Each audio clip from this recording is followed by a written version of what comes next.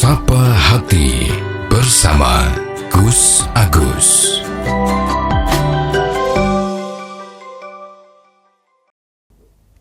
Assalamualaikum warahmatullahi wabarakatuh. Alhamdulillah, bismillah, wala hawla wala quwata illa billah. Qala Allahu ta'ala fil Qur'anil Karim, a'udzu billahi minasyaitonir rajim, bismillahirrahmanirrahim. Subhanaka la ilma lana illa ma 'allamtana innaka antal alimul hakim. Wa qala aidan qala rabbi shrah li sadri wa yassir li amri wahlul 'uqdatam min lisani yafqahu qawli, amma ba'du. Sobat Dimas Diajeng yang berbahagia, marilah kita senantiasa panjatkan puji syukur dari Allah Subhanahu wa Ta'ala, yang mana atas limpahan nikmat yang Allah berikan kepada kita, khususnya adalah nikmat iman dan juga kesehatan, sehingga sampai dengan saat ini kita masih bisa berjumpa kembali. Sobat Dimas Diajeng yang berbahagia, mari kita lanjutkan kembali dalam hal menyongsong atau menyambut peringatan 17 Agustus kemerdekaan Republik Indonesia ini. Ada hal yang mestinya perlu kita tidak hanya sekedar rakyat, artinya semua bangsa kita, bangsa Indonesia, baik itu rakyatnya, baik itu para pemimpinnya, para pejabatnya, gitu kan. Ini mestinya mampu untuk kembali sadar bahwa memang yang namanya kemerdekaan itu betul-betul harus bisa dipertahankan. Karena kalau kita kembali ngomong bagaimana perjuangan orang-orang tua kita dulu yang tanpa pamrih tanpa pamrih. Sampai mengorbankan jiwa, harta, dan lain sebagainya. Ini kan semuanya sebetulnya hanya demi untuk bagaimana supaya orang-orang kita atau rakyat kita atau bangsa kita itu tidak tertindas. Bisa melakukan satu hal, bisa bebas di dalam melakukan apapun di dalam negara kita ini. Untuk hal-hal yang tentunya yang positif Sobat Dimas Diajeng yang berbahagia, maka kalau kita melihat keadaan sekarang ini, yang terkadang kita miris, apakah memang kita ini sudah melupakan atau bahkan mungkin tidak mengambil contoh di negara-negara lain yang masih ada konflik, yang masih tertindas. Kan sebetulnya itu menjadi pelajaran penting buat kita. Jangan sampai terjadi lagi hal-hal seperti itu terjadi pada negara kita. Apalagi kalau sampai terjadi perpecahan, terjadi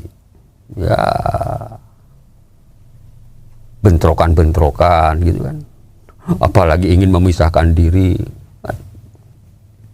Kalau ini sudah terjadi untuk mempersatukannya kembali itu satu tindakan atau perbuatan yang akan sulit kita lakukan lagi. Perlu waktu dan belum tentu bisa utuh seperti sekarang ini. Utuh dalam arti negara kesatuan Republik Indonesia. Ini yang mesti harus kita pikirkan bersama. Terutama bagi para petinggi-petinggi kita. Jangan hanya sekedar Ya karena begini, karena kalau sekarang ini kan banyak yang kita dengar ya, banyak oknum-oknum yang mengolah negara ini kayak sepertinya seenaknya gitu. Tidak memperhatikan rakyatnya. Ya, artinya kurang memperhatikan bagaimana supaya rakyat itu menjadi sejahtera. Justru kebalikannya, ada saja hal-hal yang di luar nalar kita kadang-kadang ya, yang bisa menyebabkan rakyat itu menjadi tertekan, menjadi susah kehidupannya. Ya memang kita harus melihat keadaan ya sekarang ini. Ya. Apalagi kalau ada kebijakan yang ya bisa dianggap memberatkan rakyat. Ya, seperti yang informasi yang didengar ya di satu daerah ya, Jawa Tengah itu kan ada ya mungkin kebijakan yang kurang tepat ya, terlalu terburu-buru, gerusa-gerusu sehingga menjadikan geger gitu kan ya, geger nasional ya, sampai ada apa itu kemarin yang lagi rame Mas ya, menaikkan pajak sampai sekian 100% gitu kan. Ini kan orang-orang yang merasa lagi keadaan sulit sekarang ini. Sebetulnya kan tidak hanya rakyat jelata yang merasakan sulit, semuanya sekarang lagi merasakan sulit ya, sejak adanya pandemi COVID itu kan sekarang boleh dikatakan semua usaha susah gitu kan. Orang mencari pekerjaan juga sulit gitu ya. Barang-barang ya banyak yang naik harganya, belum beban-beban yang lain. Ini kan akan memperburuk keadaan daripada rakyat pada umumnya. Dalam situasi seperti ini mestinya ya, para pimpinan, ya, para orang-orang yang diberi amanah oleh rakyat itu ya hati-hati di dalam memberikan satu kebijakan. Ya, aturan-aturan itu harus lebih hati-hati. Karena kalau sampai terjadi ya itu tadi akan membuat blunder ya, akan membuat heboh. Ya. Nah, ini salah satu contoh ya. Artinya bahwa mestinya yang namanya pemerintah itu ya juga harus memperhatikan, apalagi dalam keadaan yang seperti ini, bagaimana bisa mempertahankan daripada kesatuan dan persatuan. Jadi tidak hanya sekedar rakyat saja yang dituntut untuk senantiasa mempertahankan kesatuan persatuan, yang di atas pun tetap juga sama. Karena ini justru yang lebih penting ya, karena yang namanya rakyat itu kan sebetulnya hanya sekedar ya menjalankan perintah gitu kan. Yang paling penting ya ekonomi bisa berjalan dengan baik gitu ya, bisa mencukupi dirinya sendiri dan keluarganya, merasa aman. Nah, ini kan yang paling penting. Jadi keamanan ekonomi itu kan yang jelas membuat ya rakyat kita tuh emosinya bisa timbul kalau hal itu dianggap adanya ketidakmerataan atau ketidakadilan. Nah, ini yang harus kita pikir bersama ya, artinya harus kita betul-betul diperhatikan. Karena suatu bangsa itu ya, suatu negara itu ya apapun itu kan tidak mungkin akan bisa menjadi lebih baik ya kalau dari diri kita sendiri ya, dari masyarakatnya, dari pemerintahannya itu tidak mau merubah diri ya.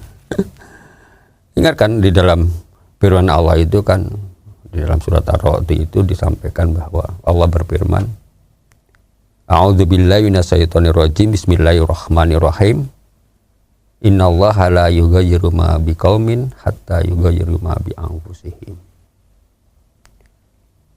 Yang artinya kurang lebih adalah sesungguhnya Allah itu tidak akan mengubah keadaan satu kaum sebelum mereka mengubah keadaan diri mereka sendiri. Ya artinya apa, kalau kita ini hanya diem, hanya menerima saja, ya kalau kita ngomong apa namanya, masyarakat pada umumnya ya anggap aja kita ngomong pada diri kita sendiri. Kalau kita tidak mau berusaha gitu ya, tidak mau maju, hanya mengharap saja, ya mana mungkin nasib kita itu akan berubah, kan begitu. Dan berubahnya nasib kita dengan cara bagaimana kita bisa potensi yang ada pada diri kita itu kita betul-betul kita kembangkan, kita gunakan. Apapun potensi kita gitu kan. Sebagai rakyat ya otomatis ya, potensi yang ada di dalam masyarakat kita juga harus berusaha semampu mungkin untuk bisa dikembangkan.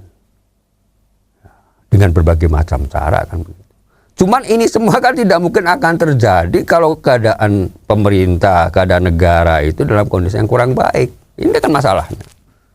Ya, bagaimana kita bisa berpendidikan baik ya, kalau ya untuk kita bisa mencapai pendidikan itu tidak ada biaya gitu kan karena keterpurukan ekonomi.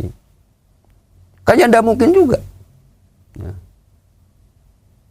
Ya kalau pendidikan itu pemerintah memberikan satu pendidikan gratis untuk rakyatnya kan, ya sampai dengan hari ini kan kita belum sampai ke arah itu ya, artinya belum betul-betul pendidikan ini bisa dinikmati oleh semua kalangan, itu kan belum bisa ya. Padahal untuk dapat merubah diri kita menjadi lebih baik itu kan di antaranya salah satunya adalah kita mempunyai pengetahuan yang lebih, ilmu yang lebih. Dan kita tahu bahwa pengetahuan dan ilmu yang lebih ini kan didapat daripada kita pendidikan, ya, adanya pendidikan. Tanpa adanya pendidikan ya tidak mungkin juga. Ya kita nggak bicara masalah nasib. Kalau ngomong nasib bagus dan nasib tidak bagus itu kan ya memang ada yang mengatur gitu kan. Tapi nasib bagus dan tidak bagus itu kan tergantung diri kita juga. Kalau kita tidak mau bekerja keras, berusaha keras, kan mana mungkin nasib kita akan menjadi baik, kan begitu. Ya ini tadi, ya seperti Allah firmankan ini, kan bagaimana kita bisa merubah suatu kaum lebih baik itu, kalau kaum itu sendiri ya tidak mau merubah dirinya sendiri, kan. Ya artinya ini ditunjang oleh berbagai macam, ya fasilitasnya ada, gitu kan. Hal-hal yang bisa kita mengembangkan diri itu ada. Ya, kalau fasilitasnya nggak ada, ya nggak mungkin juga. Sekarang anggap aja deh orang pintar, gitu kan, berilmu, ya. Nah untuk mengejawantakan ini di dalam masyarakat kan perlu dengan adanya tidak hanya sekedar teori kan. Ya, pintar teori saja kan tidak bisa kan begitu. Perlu adanya praktek. Nah untuk mengembangkan praktek ini kalau tidak ada dana, tidak ada fasilitasnya, ya mana mungkin. Kan begitu. Bagaimana kita bisa menciptakan teknologi yang baik, yang bagus, ya, yang bisa bersaing dengan negara lain, kalau ya untuk uji coba, untuk praktek, untuk idenya tidak ada. Demikian dulu, semoga ada manfaatnya. Bila itu taufiq wal hidayah. Wassalamualaikum warahmatullahi wabarakatuh. Sapa Hati bersama Gus Agus. Untuk saran dan masukan, silahkan WhatsApp ke Gus Agus 0896 8811 6615. Dipersembahkan oleh Ziman, enzim antioksidan aktif, menjaga kesehatan dan memperpanjang usia Anda.